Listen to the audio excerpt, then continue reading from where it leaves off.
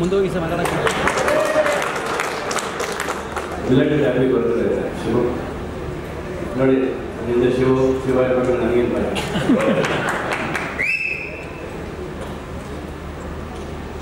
ಆ್ಯಕ್ಚುಲಾಗಿ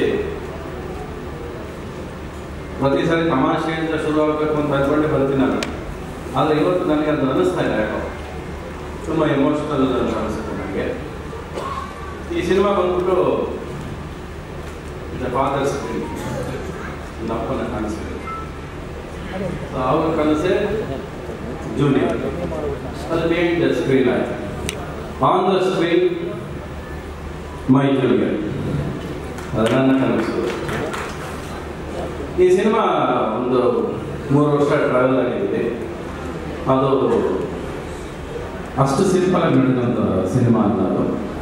behind the screen ಕೂಡ ಸಾಕಷ್ಟು family ಆಗೋ ಒಂದು ಇಮೋಷನ್ಸು, ಪೇಯ್ನ್ ಸಮೇತ ಈ ಸಿನಿಮಾ ಸಾಗಿಕೊಂಡು ಬಂದಿದೆ. ಎಷ್ಟು ಪೇಯ್ನ್ ಬಿಹೈಂಡ್ ದ ಸ್ಕ್ರೀನ್ ಆಯಿತೋ ಅಷ್ಟೇ ಪೇಯ್ನು ಸಿನಿಮಾ ಒಳಗೂ ಇದೆ. ಅದು ರಾಧಾಕೃಷ್ಣ ಅವರು ಬರೆದಿರುವಂಥ ಕಥೆಯಲ್ಲಿ ಅಷ್ಟು ನೋವು ಅಡಗಿದೆ ಸಿನಿಮಾದಲ್ಲಿ. ನನಗೆ ಈ ಸಿನಿಮಾ ಅಂದ ತಕ್ಷಣ ಫಸ್ಟು ಮೊನ್ನೆ ಸ್ವಲ್ಪ ಸಿನಿಮಾ ನೋಡಿದ್ದು ನಾನು. ನಾನು ಹೆಂಡತಿನೂ ಜೊತೆಯಲ್ಲಿ ಸಿನಿಮಾ ನೋಡಿದ ತಕ್ಷಣ ಫಸ್ಟ್ ನೆನಪಾಗಿದ್ದು ನನಗೆ ಮತ್ತೆ ಮಾಣಿಕ್ಯ ನೆನಪಾಯಿತು ನನಗೆ. ಅಲ್ಲಿ ಒಂದು ಫಾದರ್ ಕ್ಯಾರೆಕ್ಟರ್ ಪ್ಲೇ ಮಾಡಿದ್ದೆ. ಸುದೀಪ್ಗೆ ಫಸ್ಟ್ ಫಾದರ್ ಕ್ಯಾರೆಕ್ಟರ್ ಪ್ಲೇ ಮಾಡಿ ಅದಾದಮೇಲೆ ನನ್ನ ಹೆಂಡತಿ ಹೇಳಿದ್ದು, ಈ ಸಿನಿಮಾ ಅದೇ ಥರ ಅನಿಸುತ್ತೆ ನನ್ನ ಸಿನಿಮಾ ನೋಡ್ತಿದ್ದೆ ಎಂದು. ತುಂಬ ಖುಷಿ ಆಯಿತು. ಬಟ್ ರಾಧಾಕೃಷ್ಣ ಅವರು ನಿಮಗೆ ಒಂದು ಚಿತ್ರದ ಕಥೆ ಹೇಳಿರ್ಬೇಕು. ಅವ್ರು ಹೇಳ್ಬೇಡ ಅಂತ ಹೇಳಿದ್ರು ಕೂಡ ನನಗೆ ಕೇಳೋಕ್ಕೆ ಇಷ್ಟ ಆಗಿದೆ. ನಾನು ಒಬ್ಬ ಅಪ್ಪನೇ ಸಿನಿಮಾದಲ್ಲಿ, ಆದರೆ ಸಾಧಾರಣವಾದ ಅಪ್ಪ ಅಲ್ಲ. ಒಂದು ಅಪ್ಪ ತನ್ನ ಮಗನ ಮೇಲೆ ಎಷ್ಟು ಪ್ರೀತಿ ಇರ್ಬೋದು ಅಂದರೆ, ಆ ಭಯ ಅನ್ನೋದು ಪ್ರೀತಿ ಸಮೇತ ಅದು ಪ್ರಾರಂಭ. ಆ ಭಯದಿಂದ, ಅಪ್ಪ ಕೊಡೋ ಭಯದಿಂದ ಮಗನ ಅನುಭವ ಕಿತ್ಕೊಂಡ್ಬಿಡ್ತಾರೆ. ಅಂದರೆ ಮಗ ಬಿದ್ದರೆ ಎಲ್ಲಿ ಇಟ್ಬಿಡುತ್ತೋ ಅಂತ ಇಟ್ಕೊಂಡ್ಬಿಡೋದು, ಮಗ ಅದೇನು ಮಾಡಿದ್ರೆ ಇನ್ನೇನು ಇಟ್ಕೊಂಡ್ಬಿಡೋದು. ಬಟ್ ಒಂದು ಅನುಭವ ಕಿತ್ಕೊಳ್ಳೋದು ಇದೆಯಲ್ಲ, ಅದು ಒಬ್ಬನಿಗೆ ಹೋಗಿ ಅನ್ಸಕ್ಕೆ ಸ್ಟಾರ್ಟ್ ಆಗ್ತದೆ. ಎಂಥ ಕ್ರಿಮಿನಲ್ ನಾನು, ಎಂಥ ವಿಲನ್ ನಾನು, ಎಂಥ ತಪ್ಪು ಮಾಡಿದೆ, ಒಬ್ಬರ ಅನುಭವ ಕಿತ್ಕೊಳ್ಳೋದು ಹಿಂಗೆ ಆಗುತ್ತೆ. ಸೊ ಅಂಥ ಒಂದು ಕಥೆಯನ್ನು ಬ್ಯಾಕ್ಡ್ರಾಪ್ ಇಟ್ಕೊಂಡು ಬರೆದಂಥ ರಾಧಾಕೃಷ್ಣ ಅವ್ರಿಗೆ ಸಲ್ಯೂಟ್ ಹೊಡಿಬೇಕು. ಇವಾಗ not ordinary thought, general family emotions ಎಲ್ಲ ಇದರಿಂದ ತುಂಬ ವೆಯ್ಟ್ ಇರುವಂಥದ್ದು. ಅಂದರೆ ಒಂದು ಪ್ರೀತಿಯಿಂದಿರೋ ಭಯನ ಅವರು ಸಿನಿಮಾದಲ್ಲಿ ಎಕ್ಸ್ಪ್ರೆಸ್ ಮಾಡೋಕ್ಕೆ ಹೊರಟರು. ಆಮೇಲೆ ಒಂದು ಸಿನಿಮಾಗೆ ಆನ್ ದ ಸ್ಕ್ರೀನ್ ಯಾರು ಏನು ಬೇಕಾದ್ರೆ ವಿಜೃಂಭಿಸ್ಬೋದು, ಏನು ಬೇಕಾದ್ರೆ ಮಾಡ್ಬೋದು. ಆದರೆ ಸ್ಕ್ರೀನಿಂದ ಇರೋರು ತುಂಬ ಜನ ಬೇಕು ನಮಗೆ.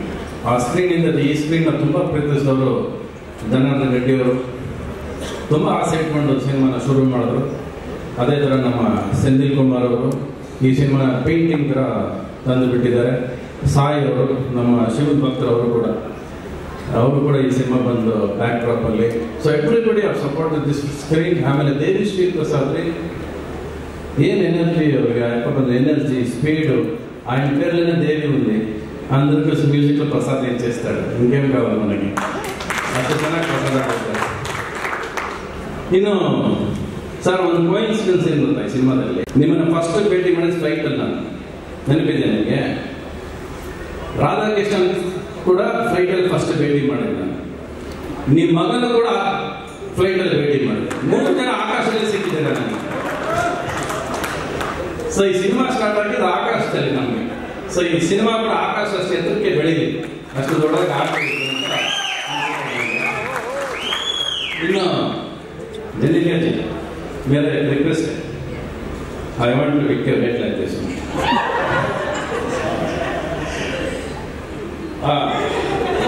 ಬೊಮ್ಮನಲ್ಲಿ ಯಾರು ಮರೆಯಕ್ಕಾಗುತ್ತೆ? ಹುಡುಗಿನ ಯಾರು ಮರೆಯಕ್ಕಾಗುತ್ತೆ?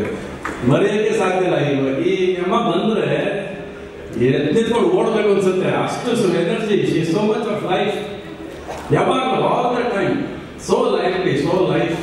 ಈ ಸಿನಿಮಾದಲ್ಲಿ 2 ಹೆಣ್ಮಕ್ಳು, ಇವಳಿಗೇನು ಕಡಿಮೆ ಇಲ್ಲ.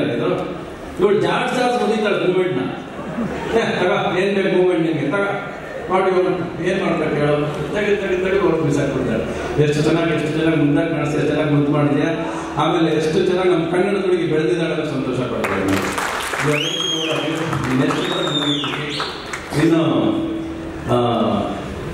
ನನ್ನ ಪಾತ್ರ ಹೇಳ್ಬೇಡ ಅಂತ ಪ್ರತಿ ಸರಿ ಹೇಳ್ತಾರೆ, ಹೇಳಕ್ ಬಂದಂತೆ ಬಾಯಿ ಬಿಡ್ತಾರೆ. ಇನ್ನು ನನ್ನ ಪಾತ್ರ ಹೇಳಿಸ್ಕೊಳ್ಳಿ.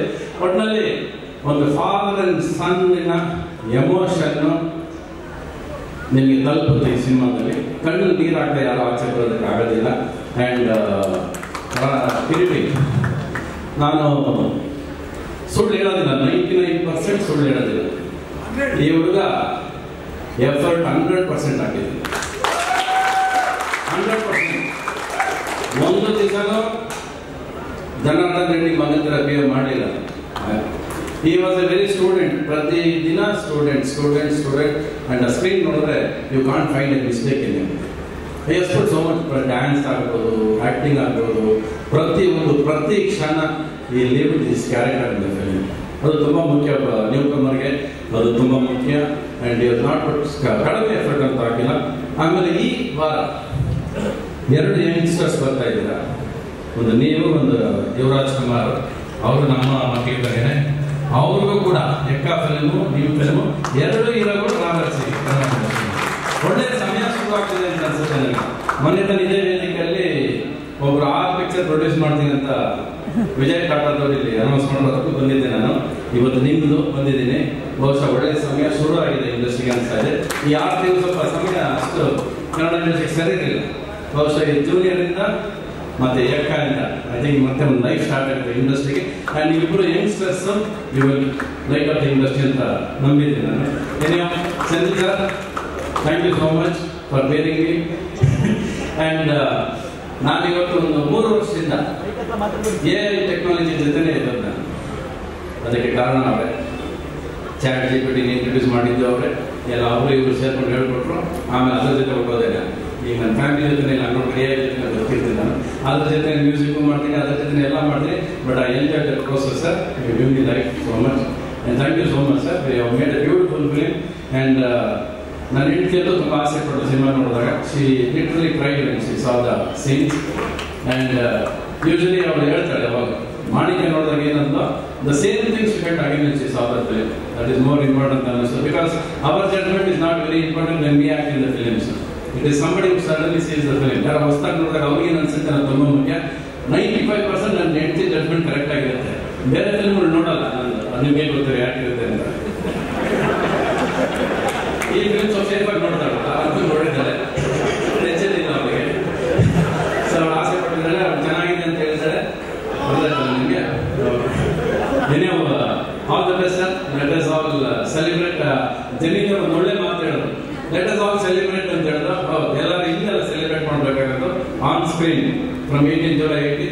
Let us celebrate together. ಎಲ್ಲ